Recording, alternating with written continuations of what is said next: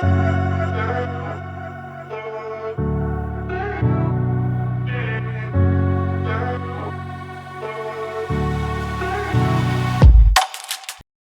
anybody who is stopping and taking photos or stopping and really looking at what's going on around them, I said, I think they're adventure cyclists at heart. They just may not have got the gear and started. On this episode of the Bike, Camp, and Chill podcast, I'm joined by Michael Roderick and Alan House. Al will walk us through his introduction into adventure cycling, and then we're going to dive deep into the Elliott Loon Overnighter. Now you're in this magical forest that you have to climb into, right?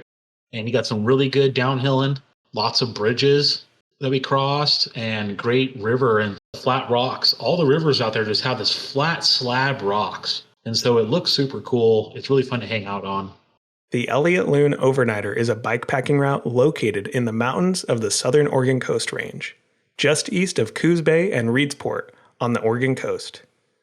Let's hang out.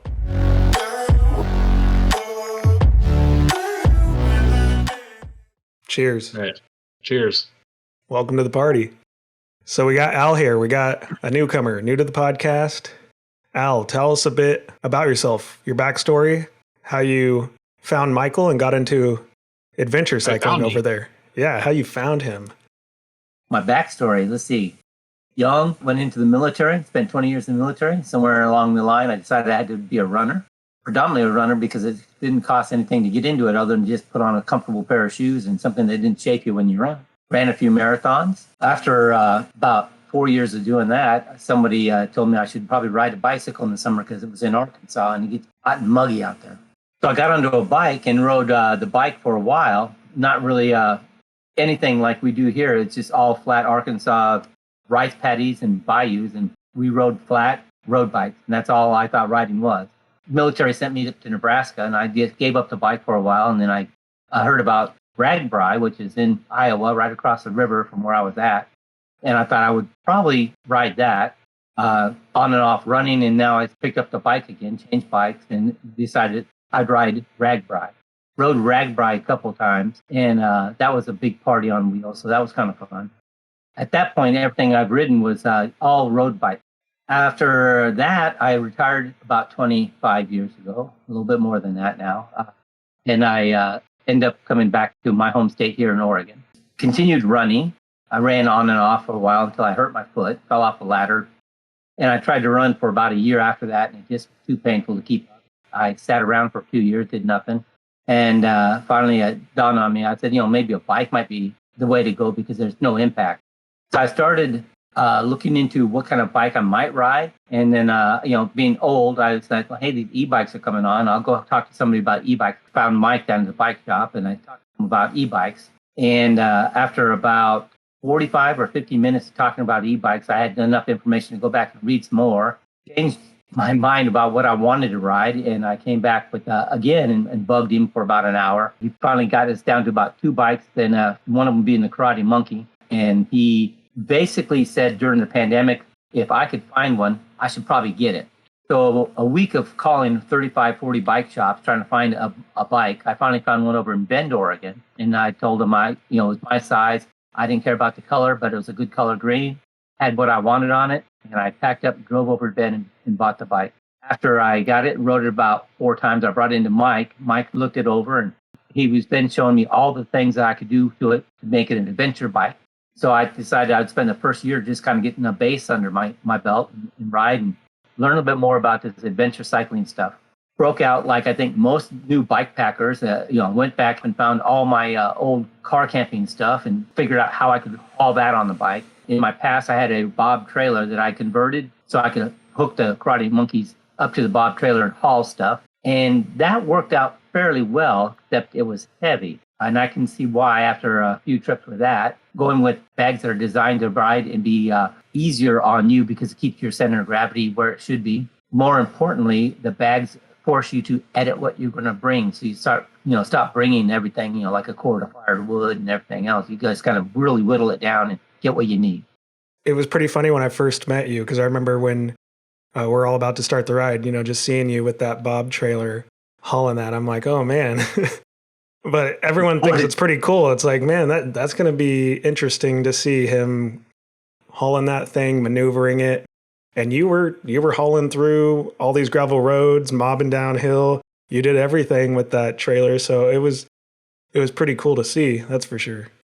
I think Al here, having all that experience and being a runner and somebody that did a lot of road cycling, and now you're like, okay, maybe I'll get back in the bike. And it sounds like, even talking to Mike, he actually helped you lean a little bit into more of this adventure style, as far as like camping goes, and like bringing, like, it sounds like you didn't really bring up much of the camping side of stuff. So I'm kind of curious, like, you got back into biking from doing the riding and running, but it's like you're getting back into biking where now we're talking about going off-road and not just doing that. I mean, that could have been mountain biking, that could have been cross country.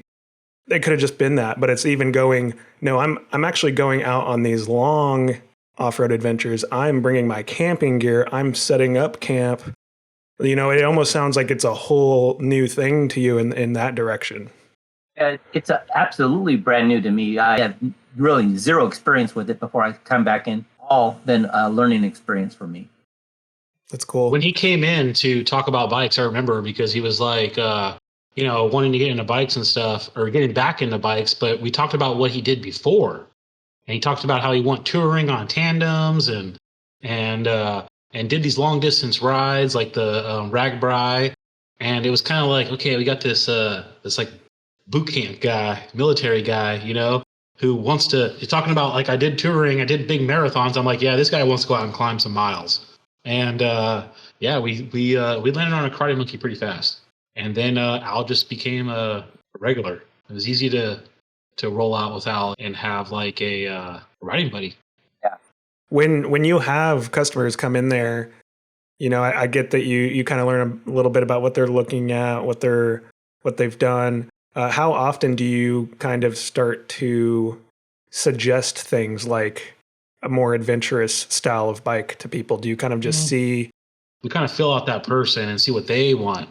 And a lot of people don't realize that the style of riding that they want to do can fall into a category of adventure cycling. Like, what do you want to do? Oh, I want to go shred mountain bike trail all the time. I'm just going to drive out to the trails and I'm just going to rip trails. Okay, I would not think that person is going to be like totally into adventure cycling. But, I want to go ride around. I want to go to the park. I want to go out to the river. I want to go to the beach, blah, blah, blah. Like, that kind of person typically will lean a little bit more towards the adventure cycling category, because they're just screaming, I just want to go explore on my bike. So I try to let the people tell me what they're doing, because nobody wants to go into a sells and buying situation where I'm trying to lead the sell. I don't care. It's whatever you want to do. You're here because you want to ride bikes and you want to do what you want to do. And we're here to help you create the cycling experience that you imagine. What I find is interesting is Michael, actually everybody I've ridden with that is in adventure cycling, has done a few things that are just critically important for me on adventure cycling. That is, they stop, they look around, they look at things, they stop, take a picture of a view that I would have had my head down and just ridden right past as a road cyclist. I would not have looked. So anybody who is stopping and taking photos or stopping and really looking at what's going on around them, I said, I think they're adventure cyclists at heart. They just may not have got the gear and started. Yeah, and when we talk about people being interested in exploring on their bikes, that's why we're here right now for this episode, talking about the Elliott Loon Overnighter. That was an area, the Elliott State Forest out in Coos Bay, where we all had kind of thought about some of these areas on the Oregon coast that would be cool to check out and see, hey, is there something there? Is there some route that could be developed? And you both actually started working together to scout out that area, to plan that route. So let's go a little bit into that. Why were you guys interested in the Elliott State Forest? Kind of what was the plan there? And did you find exactly what you were looking for when you started? Being someone that's, only been in Banning for a couple of years before, or in the area for a couple of years before we did this route, I've always heard about the Elliott Loon State Forest as if it's some kind of like special place or something, like its own deal. And we were making bikepacking routes, and we have a couple kind of under our belt, and me and Dallas were talking, and I had a couple other people that kind of like suggested Elliott Loon area, and me and Al were talking about Elliott Loon area. So we thought, well, we're trying to make bikepacking routes in the Southern Oregon coast. So this is a spot that's in between the coast and Eugene. So we just basically started on Ride with GPS and Strava. I looked on Strava first at the heat maps to kind of see if there was people riding out there. And there's two main ridges. And everybody was basically riding this ridge from Coos Bay to Loon Lake, and then back on the other ridge back to Coos Bay. And so we thought, okay, that's cool, but we don't want to be only on ridges because ridges have no water, and ridges kind of scream that you're just climbing all day. So I started to map into the valley between the ridges and kind of zigzag back and forth, basically trying to put us along water here and there so we can refill with water and camp along water and that kind of stuff. And we made a map, and then me and another friend of ours, Patty, went and drove the route and quickly found out that you can't drive all of it, and there's a hike-a-bike section and this and that. And so we said, okay, well, that's kind of cool because it leaves some unknown before we actually go do this. And so then I called in the troops, Al, basically, and said, hey, you want to go bikepacking? Most of the time, Al's like, yeah, sure, when and where? And so we loaded up and went out there and did the ride and found, most of it was super cool and some of it was not cool. And so we made a critical decision to go up. There's like a section where we need to climb back up to the route, and we have basically like 3 choices to take roads up. And I'm thinking purely at this point about how the map looks. Okay, if we take the farthest one to the left, the map's like a big circle. So we get out there, we ride this thing, and we head up this hill, and it's just like this, I don't know how far it was, like 5 miles or something, of just like a kick your ass hill climb in the sun, super steep, just relentless hill climb, and it sucked. And so then we, got done with that ride and got back to the maps and started looking at other stuff and really looking deep into it and figured out another road to go up and made this route. Even the first route with the hard hill climb. Yeah. When we're sitting there at dinner in Reedsport after we left, it was like we just did something super cool. Like we did a really cool ride and we're on to something a little bit. And we went back and revived the map and put out the word to Dallas and a couple other people and said, hey, we're going to go do this again.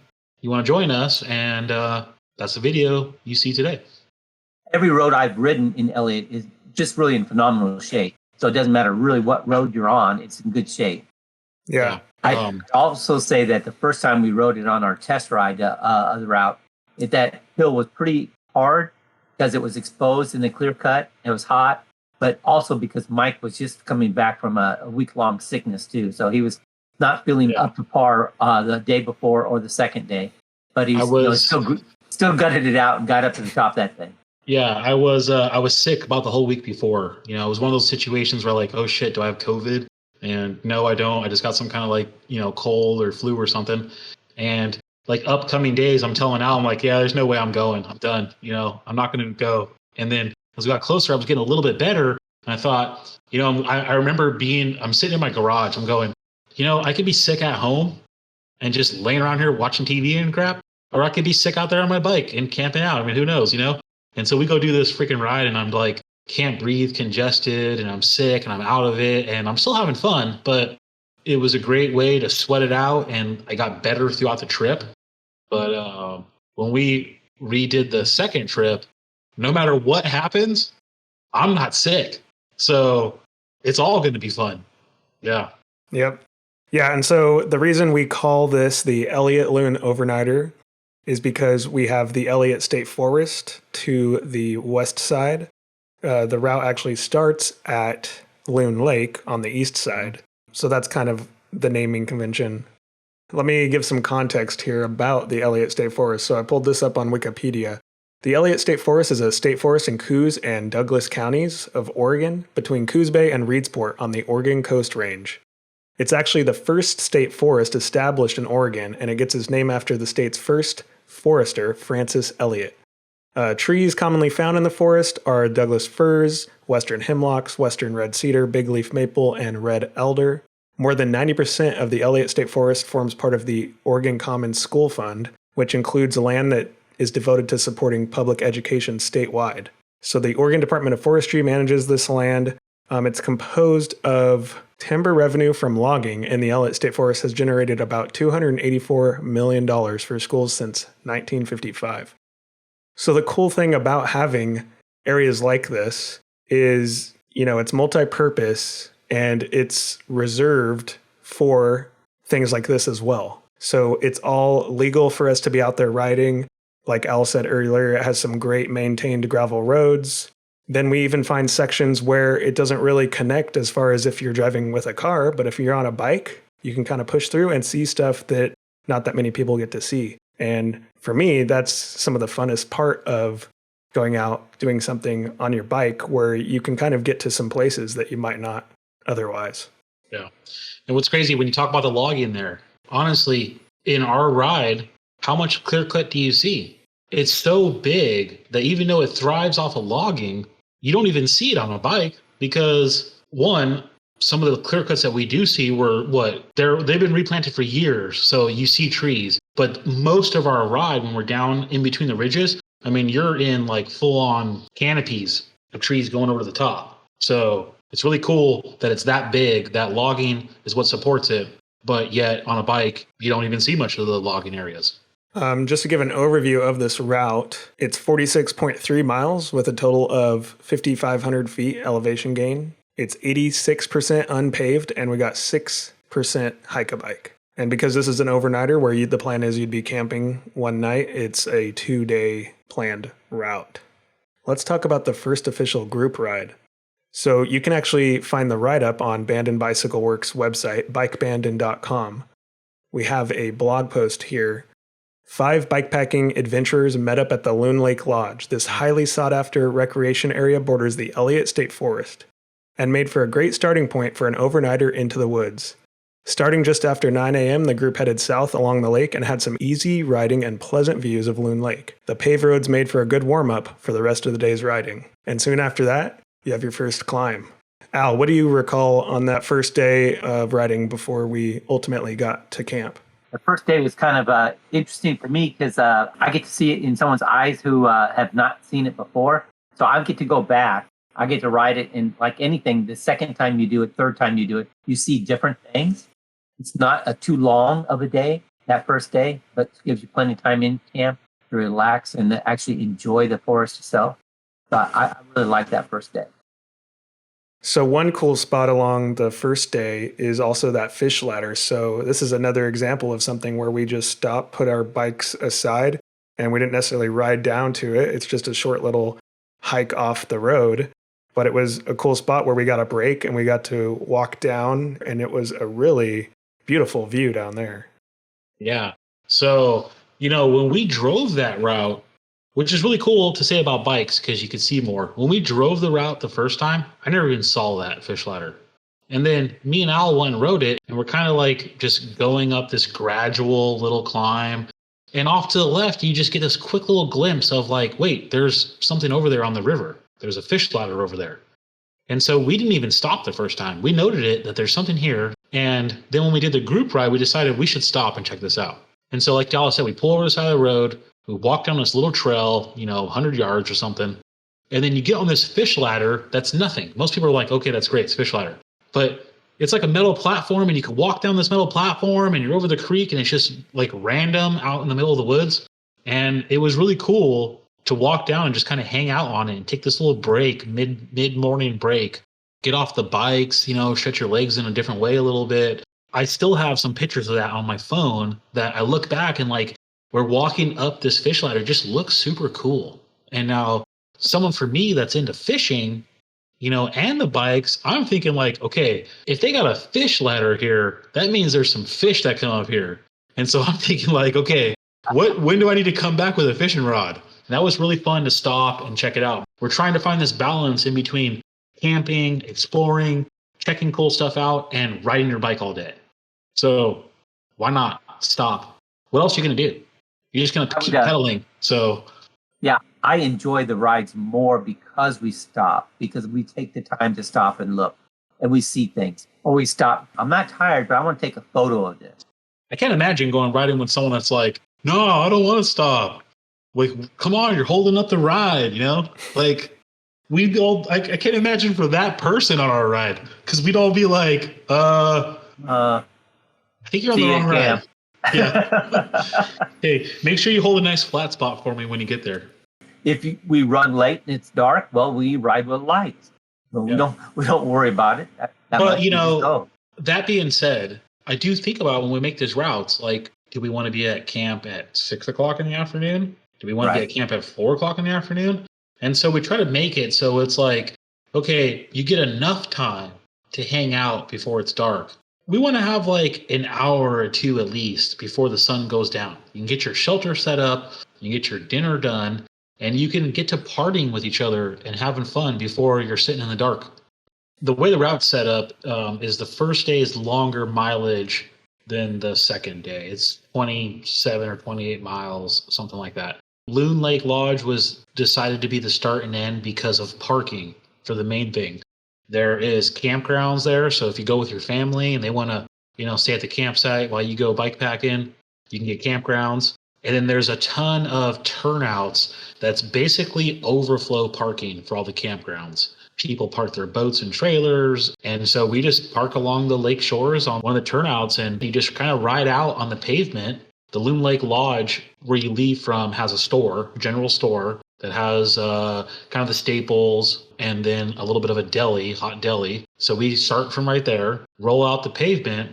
You get this warm up, and then you hit off the right off the pavement, and the hill just starts off. It's about a 4.5 mile climb and 1,500 feet. And you start off in the trees climbing, and then you kind of start getting out into some clear cut, and you start to see what you've been through. And for me, when you climb in the trees, climb, and then get these areas of clear cut where you can see a little bit more, it kind of revives you. It's a little bit of like, wow, I've gotten this far up. Like, wow, that's cool. You get to the top, and then you're kind of like in this passageway where you just drop into the Elliott State Forest. And now you're in this magical forest where you have to climb into, right? And you got some really good downhilling, lots of bridges that we crossed, and great river and flat rocks. All the rivers out there just have this flat slab rocks. And so it looks super cool. It's really fun to hang out on. You do a little bit more climbing back up to the ridge before you drop over the next hillside into the West Fork of the Millicoma, which the campsite is marked on. We marked this campsite as a kind of all-purpose campsite that somebody can use if they're going to do the hike-a-bike, or if in the wintertime the river might be too high to do the hike-a-bike section because you got to cross the river 7 times. You can loop back around from this point. And yeah, so day 1 ends at the campsite. It was a lot of fun. I remember we did our little community dinner, and we all kind of just cooked up everything we had and sat there and potlucked it and drank whiskey. And it's always fun for me seeing the different campsites. Like Al used his hammock, and so he's got the perfect 2 trees with a nice hammock set up. Jerry used a kind of tarp tent or something, if I remember right, like just basically a top cover.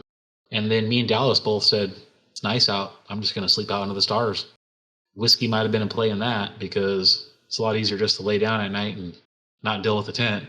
Yeah, day 1 is great. A little bit longer mileage, probably a little bit more climbing, but it really leads up to a fun day 2. I think when you get to camp, you know, it kind of depends on time of day and how you're feeling. But I think usually everyone kind of picks their spot. They park their bike. I think some of us will actually start kind of setting up our shelter to some extent just so that we're done with all that and we can just relax. And then whenever we just want to call it a night, we don't have to worry about putting it together then. So I think that's usually how it goes. But this was a cool spot because we all kind of did our thing and then went and hung out at the Flat Rock area along the river. And then I even at one point interviewed Al after he had quite a bit to drink. And in the video, you can even see the flask in his pocket. So it was a fun time for sure. And let's talk a little bit about the other 2 riders that we had. We had Gary Rayer. He's 70 years old. He's done a lot of mountaineering. He actually did the Great Divide mountain bike route. He's done a lot of riding, hiking, backpacking, all that. And so it's actually been cool for him to do some rides with us where it's inspiring to see him doing this stuff. And then also knowing the things that he's done. And he still thinks that like some of these routes that we've taken him on are amazing. And so It's been cool to see it through his eyes and him being excited to keep going on more rides with us, because every time it kind of blows them away that, wait, these guys are out here doing this? This is awesome. So that's been pretty cool. I like that we've met Gary. Like you said, Gary's in his 70s, lifelong cyclist, though. He's very fit. And I remember the first day I met him, I kind of thought like, we got this older hippie with a ukulele, and I thought his bike was old when I saw it roll up the first time. I thought this guy's like on a 90s mountain bike. He got a rock hopper out here.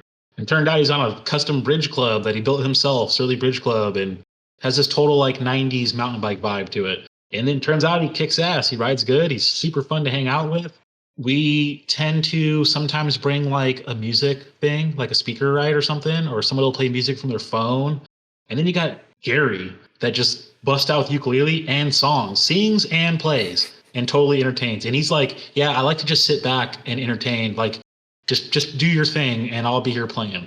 So Gary is a super fun addition to our little bikepacking crew. So it's funny, as we're doing this podcast right now, here we are going bikepacking this following Saturday, and Gary's going. So I'm super stoked on that. Yep. Gary to me is like a deep well of knowledge. He knows what he needs out there, and that's what he takes. He doesn't take a whole lot of extra stuff, and he just is smart enough to slow down, as he says, smell the roses and see what there is to see. It's not about getting through nature. It's about getting to nature. So he's got to figure it out. And Gary is also a Pacific Crest Trail thru hiker. Mm-hmm. So he brings that into his bikepacking, like especially like in his food kit.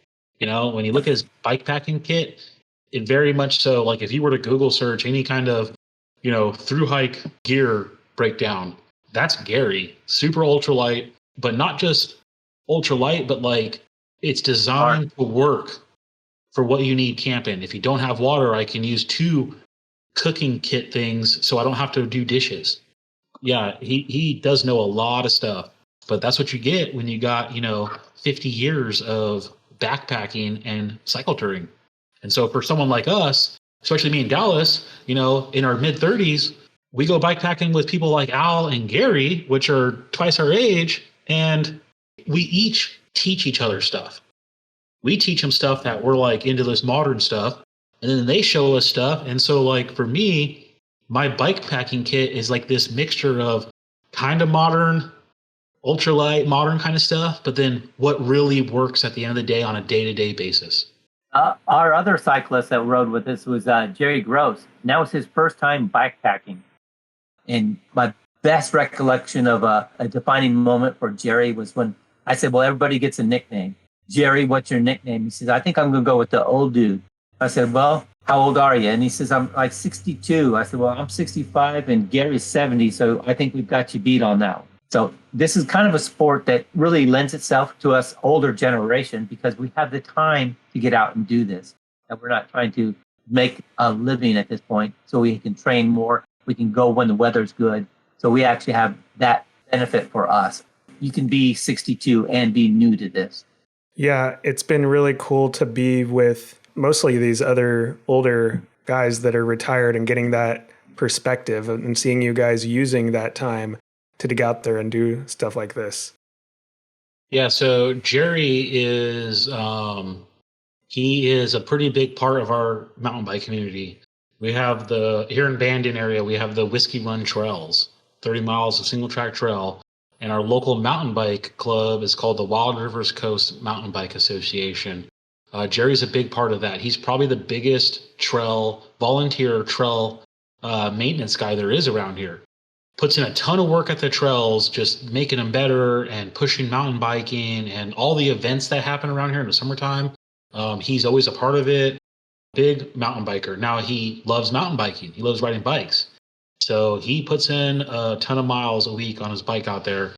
And it's crazy because I think about the whole, like, he's 60 something and he rides like us and better than a lot of people half his age. And it's really fun to ride with people like Al and Jerry and Gary that are, if it wasn't for riding bikes, would we even know each other? Right? No. Like, where do you meet people half your age that you hang out with? So having Jerry come out, so I was making bikepacking videos with Dallas and we're making bikepack events. And then through the Bandon Bicycle Works, like social media, we're posting about bikepacking and stuff. And Jerry was kind of like, that's really fun. That looked really fun. And I'm sort of he was kind of telling me about how he's building his kit, and he has a big background of backpacking for fun, for going hunting and fishing. And so he knows all about like what it takes. Now, how do I put the bike in the mix? I mean, we're kind of chatting about that kind of stuff. And so basically he just kind of got on this little list that I have going of like, I'll send the invite out. Hey, we're going to go bikepacking. If you want to join, come on and get, and he wanted to go to a ride that we did 2 months before, and some weather messed that up. So he didn't come. And so he pretty much said, yeah, I'd like to go. And it was his first time bikepacking. He had a hardtail carbon front suspension mountain bike and typical bikepacking setup, frame bag, tail bag, and through his own research online, figured all this out. Kind of like the go-to bikepacking setup, and had his own gear and stuff and did great. Now, what stood out to me a lot is when you're an adventure cyclist, if you want to call yourself that, or a bike packer, like Al said, you tend to stop and smell the roses a little more. When you're a mountain biker, it's like, okay, I'm going to get to the top of this hill as fast as I can. And you kind of saw Jerry in the beginning of the ride have that mountain biker thought.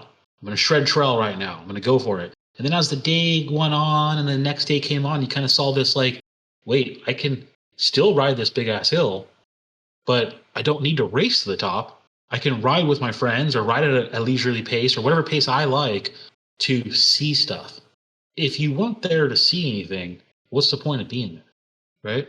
You can go just ride right from your house and just go ride wherever.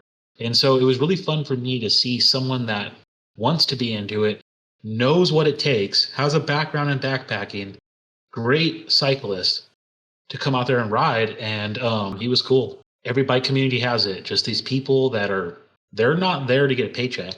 They're not there to make a living.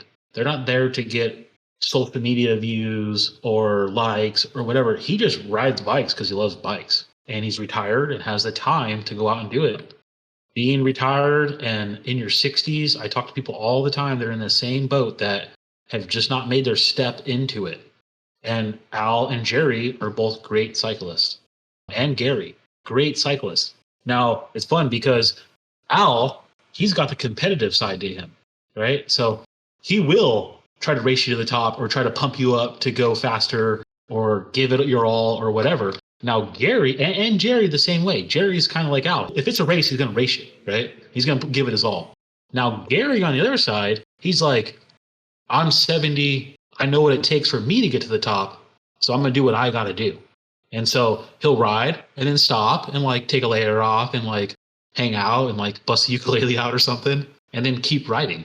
But at the end of the day, we all from 30 something to 70 are in the same spot, top of the hill. What I like about the adventure cycling idea is, yeah, you're out there to get into nature. The bike is allowing you to do that and traverse, more distance than you might if you were just hiking. I'm still kind of finding that balance over time on taking the time to really take in what you're looking at. I just find that fun that you can kind of make it whatever you feel like in the moment along the way. And if you come across something cool that you didn't even expect, you're going to stop and take that in.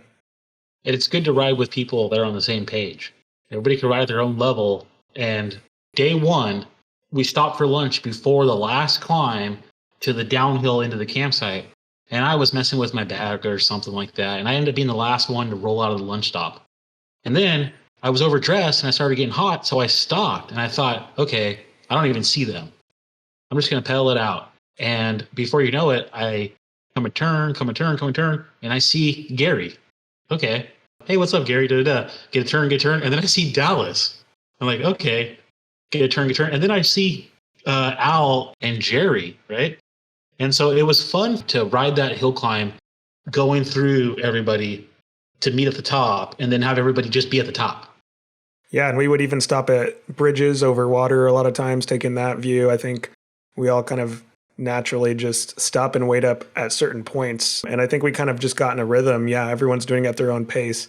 But most of the time, it's not like we're all going to just book it to camp without you. We're going to pause along the way and stop at spots. And just when it comes to a climb, we're all kind of doing the climb itself at our own pace. Yeah. And everybody's not that far off. Our group goes from this to this up a hill, right? And then we go right back together. And, it depends on where you're at. For example, me and Al are here on the Southern Oregon coast and kind of have this like unofficial goal to meet every week where we try to push ourselves to climb a certain amount of feet. And then for Dallas, for example, that's in Eugene, you got to get a lot more mileage to get into that elevation because you're in a valley. We're kind of like trying to condition ourselves for these hill climbs and thinking, okay, how's it going to be for somebody else? And then you see how somebody else reacts, and it kind of makes you think back like, okay, I'm doing okay. Me and I'll talk about it all the time. I wonder how other people outside of our area look at our route and go, how much mileage are these guys doing? How much feet is it? Da, da, da. And at the end of the day, we all are feeling the same way at the campsite. We all are the same basic level of like, yeah, I feel this tired, but I'm this stoked on this ride. And it all just is the same. It's really been a real fun time to mix all of our different people into one ride.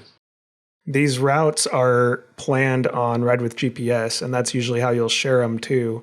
So I was just going to say, most people that would be joining with something like this kind of know what they're getting themselves into. Like even with Jerry, who didn't do a lot of bike packing in the past, he's put in a lot of miles on a mountain bike. So it's like, he's probably pretty trained to do something like this. So I think everyone kind of looks at the route, they see the miles, they see the elevation, and they can kind of gauge like, okay, this is something, I'm probably capable of. But you do have all day, and when you go on your bike all day, no matter the pace, you're probably going to get pretty far. Yeah. When I ride with Al a lot, the uphill, he's 100 yards ahead of me by the end of a 5-mile uphill, But then on the downhill, I'm 100 yards ahead of him at the end of the thing. And it's the same thing, but on two different sides of the hill, but we end at the same spot. And we're always kind of consciously like in our group of riders, like, okay, is everybody here? Is everybody cool? Da da da. And we always will do what the weakest rider does. Because I'm not here to drop somebody on a ride. We want people to enjoy this with us. So if you're the fastest rider or the most strongest rider, it's not a problem to slow down and go the speed of the slowest rider. And I feel like in a lot of other biking situations, that's a problem, right? Like in road racing, you don't want to go slow, you want to go fast. We got all day. We're here to see everything. We're here to soak it up, enjoy it. So have fun, cruise, do what you got to do. And also remember, if you go off like a bottle rocket, we have 30 miles and hill climbs today. So don't blow it on the first one. All of us have ridden solo, or we do solo rides, but I think a big part of it is also us getting to hang out, embrace nature together, and then also be at camp. And it's a great way to meet some people and find people that are into challenging themselves and having a good time. And I think there's a lot that we end up having in common, just being that we are all willing to push ourselves and do that. Yeah. I grew up in the Bay Area in California. Any night of the week, I can rally 15 dudes on BMX bikes to go mob the city at night. And then here on the Southern Oregon coast, we're spread out. And so you start to find these friends that's 10, 15 miles apart. And then Dallas is in the valley in Eugene. We talk, we hang out, blah, blah, blah. But then when we plan this rides, it's like, okay, cool. We're all actually here hanging out together and having fun. When you grow up and you go to school, you have the same friends because you go to school with them. But then with this, we found each other because we all have the same interest. And that makes us flow very well. And like, did we ever have a conversation of, hey, let's all stop at the top and wait for each other, or let's all stop at the next turn and wait for each other? We don't even have that conversation. It just happens because we're all thinking about each other. Like, okay, when I'm dying up a hill climb and someone's behind me, they're still in my mind too. Like when I get to a turn, I'm looking back to see like, okay, are they cool? Are they good? I don't want to leave somebody. It is really fun to talk about the route, plan the route, and then here we are together. And it's kind of like, hey, what's up? Like, high five. We're here together today. Yeah, let's do this thing. So we had the first night. We all slept fairly good from what I remember.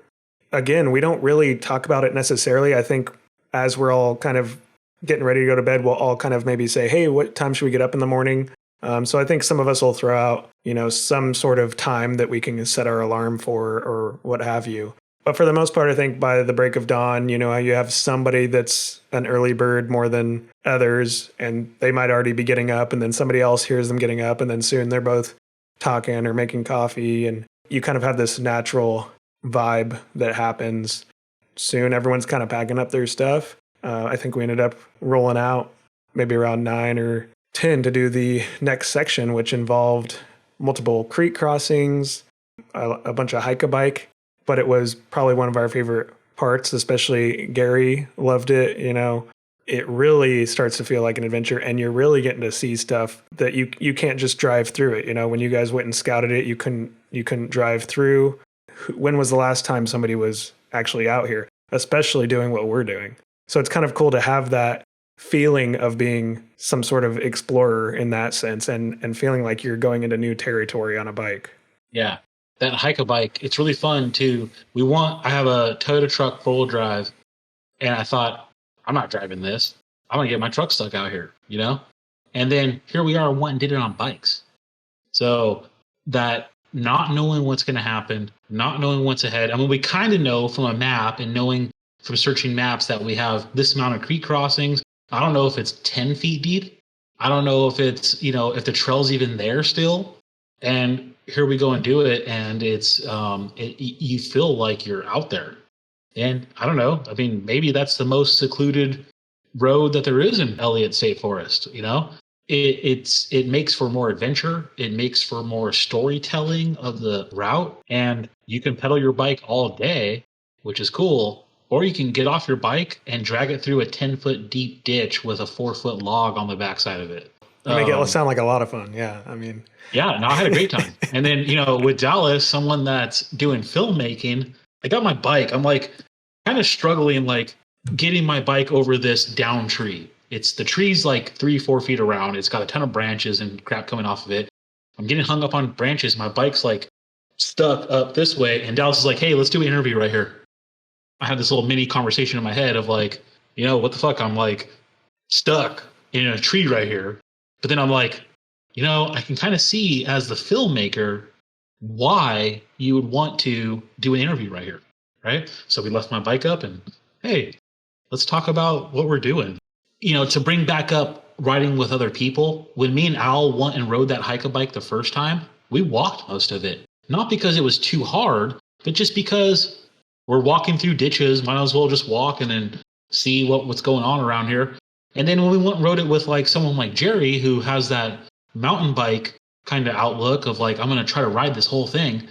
Then we went and rode it more the second time and rode a ton of it, which made for a really fun section. Next time we go do this, I probably won't camp the same spot. I think we'll all agree on this. I'm going to go further in, 2 or 3 creek crossings in, and then camp there. One, the idea that someone ain't coming here on a truck or a dirt bike or a ATV or something, it makes it seem cooler. 2, it's just cooler because there's these great looking areas full of cool creek crossings and great forests and stuff. But that's what's cool about this route. If you're a slow rider that needs to take all day to climb a 5-mile climb, well, guess what? Turn it into a two-night route. If you're a gravel rider that says, I'm not even going to bike pack, I'm just going to go ride this route, make it a 1-day route. You'll have a super fun 1-day route. For us, we thought it was a great 2-day route.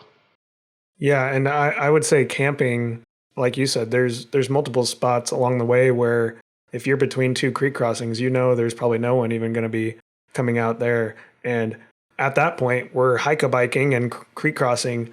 So we would take in the view, but it's not like we had much time to really explore. And if we were camping in one of those areas, I could see myself just hiking downstream along the creek and just wanting to check stuff out that way. It definitely opens up a lot of even alternative exploration from camp, depending on where you camp. And that's what's cool about these routes, because like with the bike shop here, we're on the Pacific Coast route. So we hear a ton from like cycle tourists that have to do the state park thing. And I think about it. I'm like, okay, if I went from state park to state park and I parked my bike here and I set up my tent, am I going to leave my tent area and on my bike and walk down to the beach? Hell no. Because guess what? Someone's going to walk off with my bike. But here, like, especially if we camped further into the hike-a-bike, set up your camp, leave your crap, it all can go in, and you can do whatever you want because nobody's going to be there. Now that we have the route out, there might be another bike packer there, which, hey, join the fun. So, yeah, that would be really fun. I'm looking forward to next time we do it. The best part of these routes is they change every time you ride them. Either what you bring to them How you decide to approach them or who you have with you will change the route. You're out in nature, and nature itself is going to change. So that's the exciting part. We're actually trying to plan and develop a whole collection of bikepacking routes like this, and they can all be at different levels, different mileage, different terrain. And so it's been cool because we shared this, we made that video. I'll even play the video at the end of this podcast so people can kind of listen to it and or watch it. We shared that on Instagram, shared it on YouTube, and then almost immediately had multiple groups coming from over in Bend, Central Oregon, out east of the Cascades, coming out to the Oregon Coast Range just because they hadn't even really ridden out there before. And, out in Bend, you have a lot of mountain bike trails, dirt, single track, a lot of people riding full suspension bikes. And to see some of those groups wanting to come out and explore the Oregon Coast Range, an area that they hadn't really gone to, even though they're in Oregon, it took them kind of seeing a route being planned and something that had been kind of vetted and promoted in some way. And then they caught wind of it and came out and rode it, and it was nothing but great feedback. Sounds like everyone had a good time, and it was a great way for them to explore an area they hadn't really explored before. We put this out summer 2022, right? So we had some really bad forest fires going on in Oregon, in California. So we found that, I think because of that, we had these groups of people that were in areas that were affected more by forest fire wanting to get away in the summertime. And so they thought, okay, well, if you're anywhere inland on the West Coast, we're dealing with forest fires and smoke. So let's go out to the coast. For whatever way they did their research, they came across our route and said, okay, let's go there. So we had first a family that is kind of a bike packing ambassadors for brands come out and ride it. A mother and a dad and a little boy. They reached out to us and kind of asked us a couple questions about it, and then went ride it. And instantly it was like, hey, we loved your route. It was great. Thank you for the route. It really was easy for them to follow the directions and the vibe of it and everything.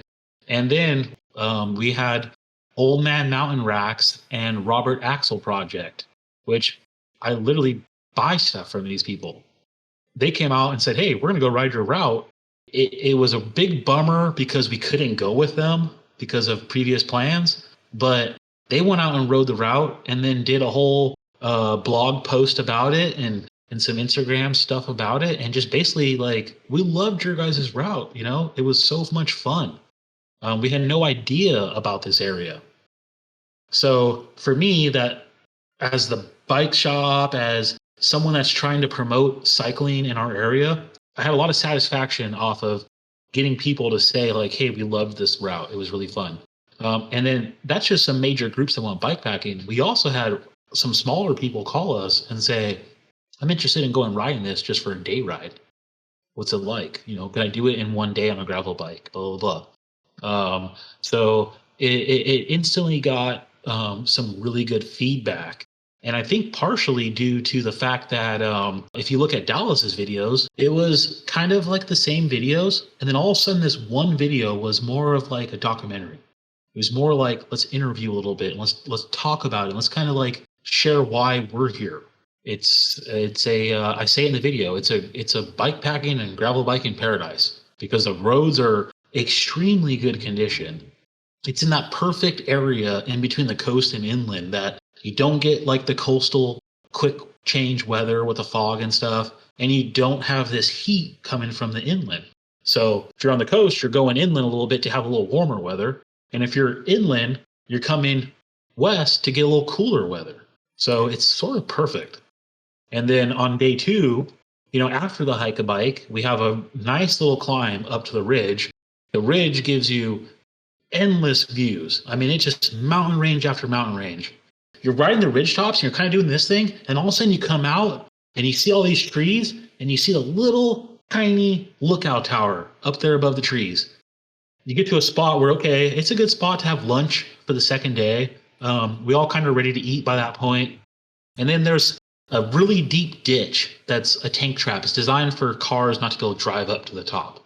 And so we sort of get our bikes across that, and we kind of walk the bikes up and just stash the bikes in the trees and just walk up to the top. It's a lot of really good scenery and super cool stuff on day 2 that makes up for being a shorter day mileage wise. Yeah, and that tower is kind of pretty much abandoned. It's all wooden and shaky, has some cordage attached to it, but it definitely doesn't look like something you'd want to climb on, right, Al? I would definitely suggest not climbing the tower. They try to keep you off it. It's not well secured. All the timbers are really old, but it's nice to at least get up to the base of the tower and see the views from that area. It was built in 1966. Yeah, it's a wooden built lookout tower on top of this hill. We do not suggest climbing on the tower. I don't know if it's allowed. Again, there's no real signage or something saying don't do it, but I don't suggest it. It's shaky. The tower is, I don't know, 50 feet tall or something. And it has 4 guidelines going down to it. Now, the wind blows, the tower goes like this, and this guideline gets tight, and this one gets slack. So it's shaky and it's sketchy. The view is awesome. All you can see all the way around is green mountaintops, right? It's full of trees. I think Al can probably vouch for this. I was really excited to see what people's reaction to when we got up there, right? You climb this kind of steep hill. It's an old road. No one's driving on it. It's closed off. No one's even going there probably. It's overgrown grass. You climb up there, and then all of a sudden you're like, wow, there's really a tower here. So when we went up there the second time with everybody on the official ride, we were kind of talking it up, telling people about the tower, and we got up there, checked it all out. Dallas did some interviewing up there on the top. I think on the ride up, we're like, hey, Gary, do you know Jimi Hendrix all along the watchtower on your ukulele? And he knows everything on it. And we got him up there to play a little song at the end. You'll see in the video. And you're kind of like, okay, how much more can I see today? And then you have this killer descent. You're going to haul balls downhill back to the pavement. And then you get back on the pavement and you have kind of like this little up and down. And you get to Loon Lake where everyone else, we've been in the woods seeing super cool stuff. And now you see these like big ass rocks that everyone gets to see in cars. And you start seeing parts of the lake. And then you finally get back to your truck. Now, you're at the lake. You could stay there and, enjoy the lake the next day. You can go to Loon Lake Lodge and get a burger or whatever. Or, like we did, what did we do? We drove out to Reedsport, closest town to the coast, and all went out to the local hamburger place and enjoy some hamburgers. And then we all said, hey, awesome trip. And all of us, at this point have seen a couple of Dallas's videos. So we're like, all right, Dallas, you can have Gary drive home so you can make the video on the way home and we can see it every time we're chilling tonight. And get home and, tell your wives about how cool this past weekend was. And then I'm pretty sure all of us the next day, first thing in the morning, are like, that was super awesome. Can't wait to the next one. Yeah, it's a good point too that we kind of landed on Elliott State Forest as a key interest of ours, just because we did also notice that, I'm over in Eugene, you guys are in Bandon area, and it actually is the exact halfway point between us is Loon Lake. And so it is a great route for people that might be in the valley or might be even in the Cascades. You're not actually going all the way to the coast. You're going most of the way there, and you're actually getting to go into the Oregon Coast Mountains and explore that. And then people from all along the coast can come inland a bit and check out maybe a new area that they haven't really checked out that much. So it is a really cool central area to various regions of the state. Well, thanks for joining me today, guys.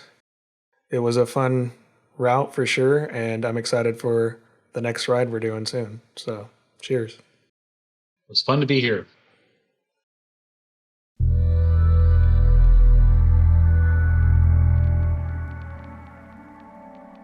The Elliott State Forest is just a great place to ride a bike, and it's kind of a bikepacking and gravel bike riding paradise. There's great views, rivers, a little bit of hike-a-bike, as you can see, but it's all for fun. The Elliott Loon Overnight Bikepacking route. It's 47 miles, roughly 6,000 feet. We go from ridgetop views to awesome creek beds, creek crossings, great backwoods camping.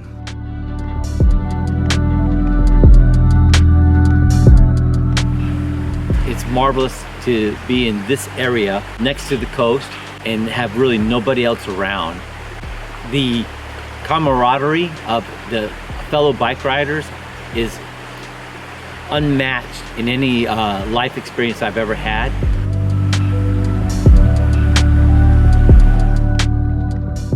I think my favorite thing about bikepacking is the community. You know, we've all found each other through just wanting to get out here and adventure on our bikes. Getting in nature, I'd say it's a necessary therapy.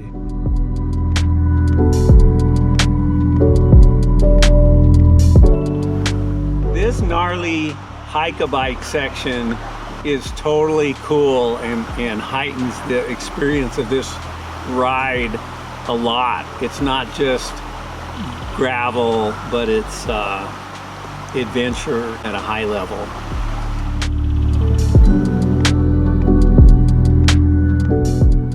This is my first time. I am the rookie of the bunch. And I used to ride this area on my dirt bike when I was a kid. Lots of fun, beautiful, beautiful area.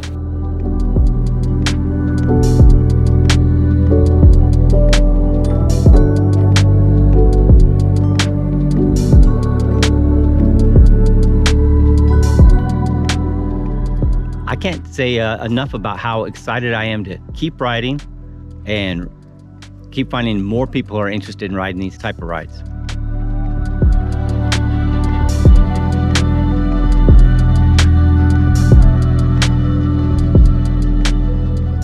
When all you have to do is pedal over this mountain, get water at the creek, eat lunch with a great view, pedal over the next mountain. It's just a great break from regular day-to-day life. Purely fun. Make life simple for the weekend.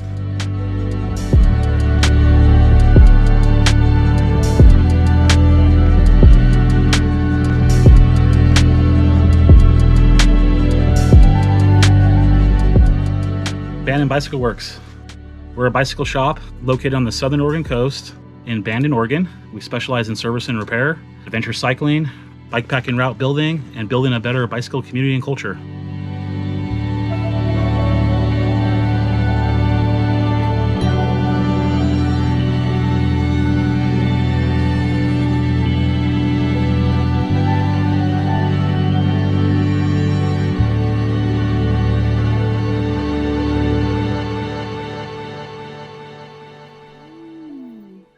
Now they're standing in a rusty road empty, 'cause the L&M don't stop here anymore.